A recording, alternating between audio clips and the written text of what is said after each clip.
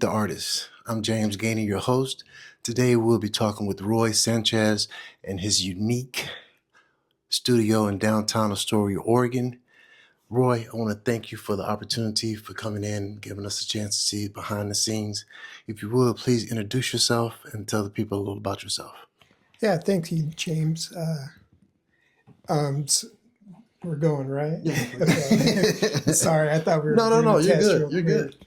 Yeah, so my name is Roy Sanchez. I've lived in the Astoria Warrenton area for, gosh, about 12 years now.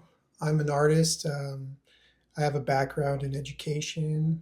Um, Really, what I like to do is I like to draw people in faces, in their bodies, and I kind of think about my whole approach of doing art as like taking notes, like what am I experiencing in my own life, and kind of keeping track of things that I react to, whether it's like something that's beautiful or ugly or something that makes me laugh, um, or it's just kind of the things that pop up when I'm scribbling and doodling around and trying to turn it into something good.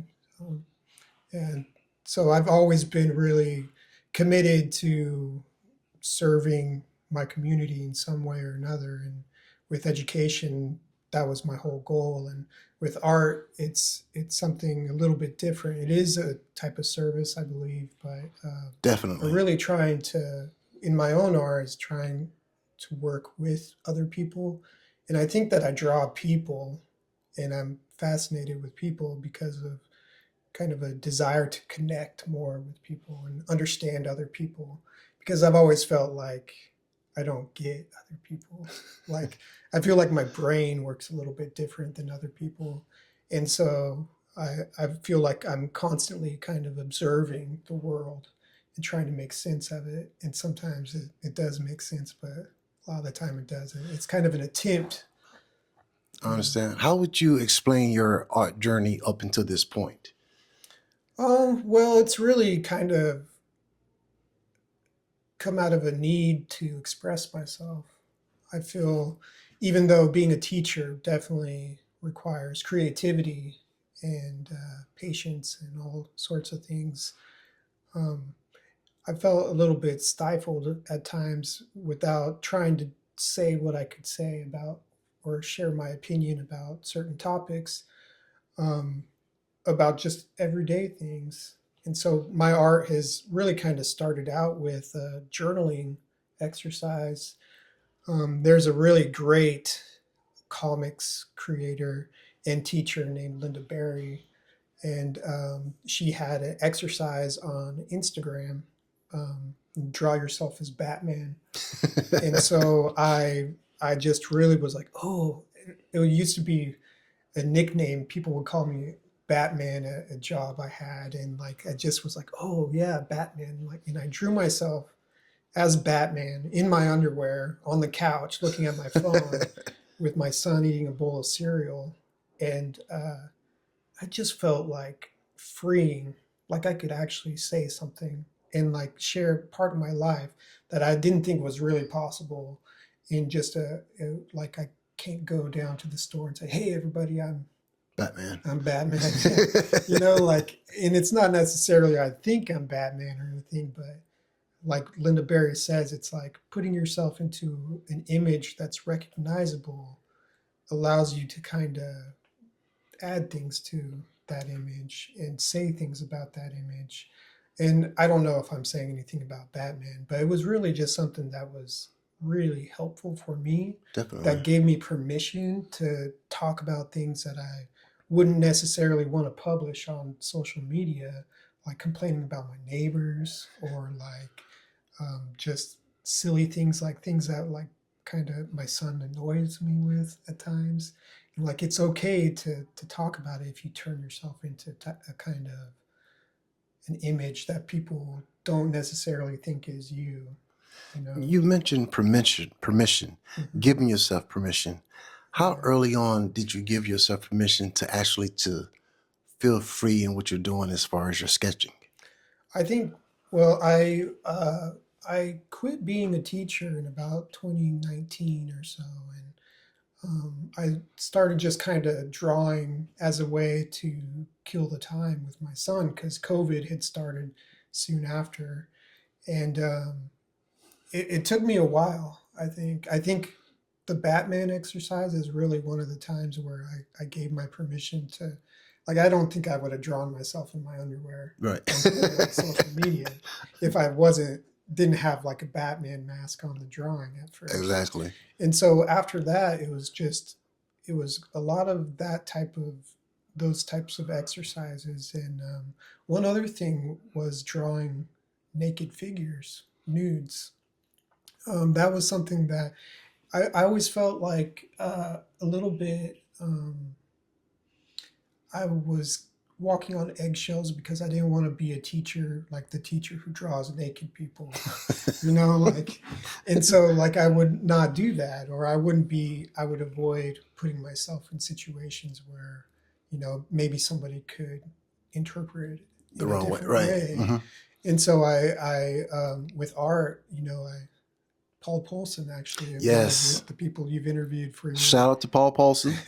he had a regular figure drawing draw from life, and he would hire models to come in to pose. And they posted it on Art in Astoria, and I was like, "Can I do it?" And I was real nervous, and I started coming almost every week, and really just like drawing the figure is just a challenge that I think everybody should try, even people who don't think that they're good at drawing, because it's something like you have to like let go of your conceptions of what you want, because when you're drawing, it doesn't look good, you know.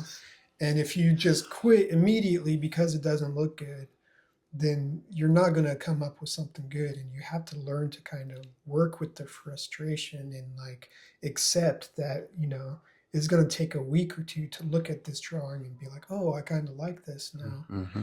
And I think that's kind of a good metaphor for art, because like the work that you're doing in life, the work that you're doing isn't immediately beautiful or like helpful or functional for somebody, but after time you get to see, like, you get to take away the blinders of what was bothering you at the time, and you get to understand that something you made is great and it's a reflection of who you are. It's good because it's part of you, you know and a lot of the times we don't like things because it is a part of ourselves. It's like, I don't like, this drawing because I think I should be drawing more realistically. But that's part of your handwriting. It's like your style of doing things. And so Exactly. you have to be able to look at it a little bit more objectively. And then you'll start to notice things you like. So would you say that you have a unique style in the way you approach your process, or how would you explain your style of your work? I would say it's unique because it's me, and I don't think anybody's ever lived my exact life. And I bring things to my art that nobody else has. I'm not saying that it's like world class or anything, but I'm saying that there's only one person who does art in my way because I'm the one who does it. And I feel like a lot of the times people would be reluctant to say that because they don't want to sound like their head is too big. Like, even I'm like reluctant to say that, but it is really my fingerprint. It's what I've done. And I don't know if I really would say I follow a certain style.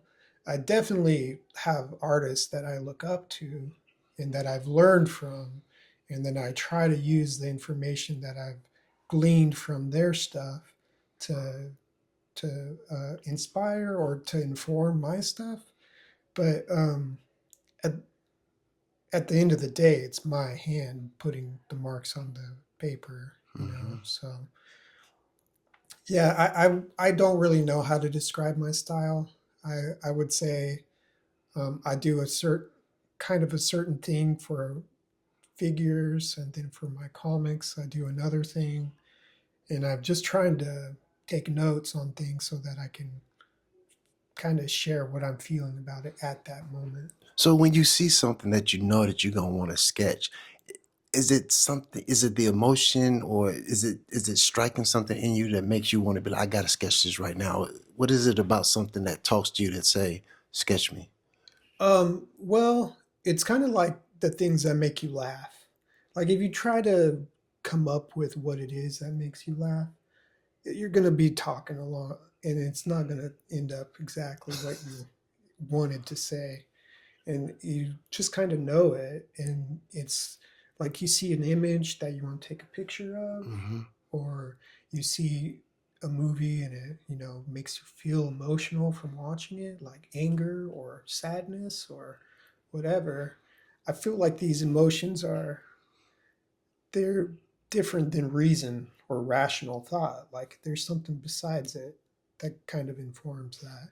So all that to say is I don't know why. Sometimes I want to draw things, and a lot of the times it's just I feel like irritated or frustrated, or I feel some kind of like I want to say something to somebody, and sometimes it's been like, well, I'll just write it down, or I'll start drawing, and it's kind of a way of almost like disassociating. Like it's a way of getting my thoughts on paper in a productive way. Um, and sometimes it's just to kill the time. And like when I go to the airport, I bring a sketchbook because I get to see so many people, and it's really interesting to see this variety of people. And as I'm drawing, like it's kind of a way of putting my interpretation of those people onto paper and keeping a record of it for later. And sometimes things are just funny, and I can't explain it in words like, oh, I saw this one person do this and it made me laugh. But if I draw a picture of it, then I have a different kind of way of remembering it, you Exactly. know? So, Yeah. what are some of your technical approaches to movement in a picture that you get ready to sketch? What are some of the technical aspects of it? Well, there's an artist in town who did a workshop when I was uh, affiliated with AVA's education program. His name's Robert Polson, and he really showed me in this workshop just how to make these abstract shapes and really abstract, and then do really general, and then kind of focus them into people's faces. And I feel like his workshop that one day really just opened my eyes to making my figures look really better. And and it's a constant battle between like what we have in our mind of like there's an exercise where you draw an onion from memory, like imaginary onion, and then you look at an onion and you draw it and it looks way different. And I feel like we're constantly doing that in our lives with everything. We have these notions of how things are, and then in real life, based on our senses, it's a little bit different. Even our memories, we change them all the time. And so with drawing a figure or drawing something, it's a lot of the times where you just put a mark down and then you turn it into something, or you put a mark down and you recognize something in it, and it you just try to make it more recognizable. And I feel one of the things with my art that I really enjoy is when people come in here and they say, "Oh, is that George?" Like from down the street. I'm like, "No, that's somebody else." Like it's meant to be somebody else. Right. But like they can see somebody that they recognize in these images. And it's funny because when I first started drawing, I was really focused on trying to make it look like the people, and like I was really proud when my camera recognized that it was a face when I took pictures of things. Like how it puts a square over Right. people's Right. faces and stuff. But I feel like kind of taking some tricks off of that, like how do we recognize what a face is? Like there's little tricks and secrets that like I feel funny kind of saying it, but like the way that I draw a person's nose is to draw a Ninja Turtle. Like every single time I draw someone's nose, I draw a little Ninja Turtle. And for me, that works. Like I can't explain it. It doesn't probably work for anybody else. But I see a Ninja Turtle in everybody's nose. So I'm instantly looking at the noses on your Yeah. images now. Yeah, I was just looking at these ones, and they all are a little bit of a Ninja Turtle mouth. Okay. And, I think you have to figure it out. You have to make it make sense for yourself. Like how to make sense of a person's face, or a person's body, how to make it look unique, but like recognizable as a human. Exactly. Do you use charcoal or? I use, when I started out, I used whatever was free. Like Gotcha. I would, people would throw out art supplies. And I actually started watercolor painting because my son had a watercolor set as part of his school supplies. Okay. And I painted a portrait of Dog the Bounty Hunter because I thought it was funny. And it was really challenging. And so I've always been kind of interested in making something out of like low quality materials, trying to make something work out of what I got. Because I I'm reluctant to buy anything on my own unless I have like some real pressing need for it. Like I feel more likely to buy things for other people, but like art supplies, I really have a hard time buying my own stuff. Like I usually wait for people to give me a gift or see that somebody put a bunch of junk out on the corner. And actually, those paintings over there are Okay. from canvases that people threw on the curb and I painted on top of them. Gotcha. So it's something like trying to make something out of other people's garbage sometimes. Now, is that challenging within itself, painting over something? Do you sand down the original or do you paint around it? I'm sure there's a correct way to do it, but I didn't figure it out. For those two pieces, I wasn't so sure what to do, and so I just kind of tested out a couple things, and I'm I'm pretty convinced that my stuff will be all faded and will not look the same in 50 years. It's not archival, so I don't know the exact correct professional way to do a lot of these processes, but I try to make it look good enough. Gotcha. And I've actually been given feedback sometimes like I need to elevate my stuff a little bit to make it look more professional. And I kind of struggle with that suggestion sometimes because I do want to put my stuff in galleries and sell them for lots of money. But my purpose in making them, I feel, is to make something. Like I want something that somebody will recognize, something that they like or they think is pretty, or even something they think is ugly and they can laugh at or something. I just want them to kind of have a reaction like similar to what made me want to draw it or paint it or whatever or make How important is that it. to you that the person that's looking at your art is getting what you put into it? How important is that? Not really that important, to be honest. I think what they get out of it is all on them. I can try my best to get kind of them to recognize what I feel, but I feel kind of like explaining a joke, you know. It's like if you try to explain it too much, then you lose part of what makes it good. So people have to kind of get the joke on their own. Their own And perception. yeah, they have to connect to it and they have to recognize what's funny or what they like about the art without an explanation.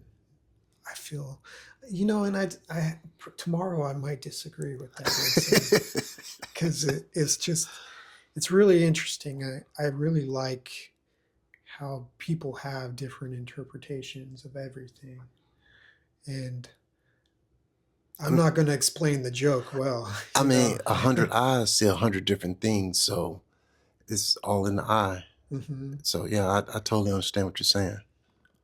Yeah, I think I can share that, um, like this drawing is of somebody I really care about, or like that drawing over there is about a politician who was actually killed in Russia, and his wife's getting him ready for to go to work. And I feel like that adds a little bit to that drawing, and you can use that to kind of interpret it differently. But like somebody else might see that and say like, "Oh, that reminds me of, my wife making sure that I look good in the Right. morning." And that's valid that they have a different interpretation, and the political thing is valid too. Um, and I feel like if I say no, it's got to be the politician getting ready to go to work to get killed. Like that takes away part Mm-hmm. of it. So it's really like I feel like artists have an authority in a certain way, but as soon as it becomes somebody else's art, like when they enjoy it or they buy it or whatever, it's up to them, the people enjoying it. Um, I kind of struggle with criticism a lot of the times of like these fine pieces of art because people are telling me how I should look at it and how I should react to it.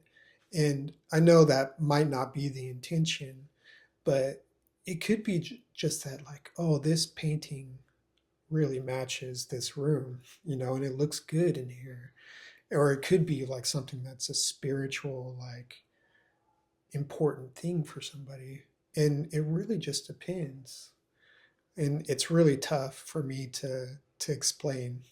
But I feel like once somebody enjoys a piece of artwork, that enjoyment is their own. Mm-hmm. That's their possession, and their reaction is their own. And so I would say it's not particularly important to me that they see what I see, um, because I think I'll never explain the joke perfectly. It's all about the joke. I'm gonna cut away here. We're gonna just kind of go around the room, if that's okay with you, and Yeah, you can kind of go over sure. some of your pieces here. So we're gonna cut away, and we'll be right back, guys. And it was a great project because it really, Wait, you can't speak past that. That is incredible. yeah, it was really a great learning process for me because as well as trying to get people's likenesses, I had to learn about things like composition and aspect ratio and kind of dealing with different subjects and materials. Now, speaking of these journals can be purchased at the Astoria Market, correct? I actually don't have them there at the moment. I have a website that I have that's roysanchez.art, and my Instagram is Roy Sanchez Art. Um, you can buy them there. I hope to get back in the Astoria Art Mart soon, but they are for sale, um, $20 or $25. And so this was a posted project, but I also just recently did. This one is about my comics journal, and like the Batman story I told, this is actually the Batman that I did. I started doing journals every day of my day in the last 24 hours, and I had to include my entire body and write about. A lot of what I like to do is popular culture stuff because I like to draw while I'm watching movies. And Ghostbusters 2 was on, and so that guy is the bad guy from that. Um, I just really like he's just like an evil looking guy, and it just made me want to draw it. So it's kind of like, What do you think make him evil? Is it the eyes or the way his mouth is like kind of tightened? I think it's his eyes a lot, and he's looking up through his eyebrows, Mm. and he's got the scowl. But I tried to add a rainbow behind it and add happy colors to kind of make it like, not to make him happy, but like I don't think everybody notices the happy colors behind him. Like it's kind of, his mean face looks, kind of overshadows that part. And, Harry from Harry and the Hendersons, and that's Angelica Houston. And it's a lot of just, oh, this is this people who hide. That's a drawing of Thomas Dambo's sculpture that's outside Portland somewhere. It's these big wooden people, and I really liked how his sculptures are like planar faces. So like just these different planes, and trying to draw that and trying to make it kind of look like him, and just making marks and make it look like something. And some of these are like, this is just an image of someone's dog on social media that I thought was like it reminded me of like a serious pose of like a Renaissance painting, and so I tried to make it serious in that way. And live art, live model there. Yeah, you nailed that one right there. Thanks. Yeah, that's that was part of a drawing challenge, a portrait challenge, or something. I forget exactly what I was doing, but every day I was drawing a person's face. And that's, oh, somebody gave me a prompt. I picked 30 words and I asked people to give me a word to draw for that day. And I think that was like sweating, or Huh, okay. and then like Weird Al and Dog the Bounty Hunter. Kind of silly stuff, I think. But it's funny how many people recognize immediately that that's Weird Al. Definitely. I think it's the curl in the hair. Yeah. Yeah, definitely. The people they recognize is that's what they like about it, is they recognize who it is. They see in it. Well, Roy, I truly appreciate you taking time out of your day to sit with us, with Meet the Artist. And if you would tell the people again how they can find your work to be purchased. Yeah, you can find my stuff on my Instagram. It's Roy Sanchez Art, at Roy Sanchez Art. I do have a website that's up called roysanchez.art. I hope to have my stuff in the Art Mart again soon. And this summertime in August, I'm supposed to have an art show at Confluence Gallery. So that should be in August for the art walk. Not definitely positive on the date for that, but I believe it's for art walk the second Saturday of August. We would definitely keep our eyes and ears peeled for that. Again, I want to thank you. This is Meet the Artist with James Gainey. Thank you, guys.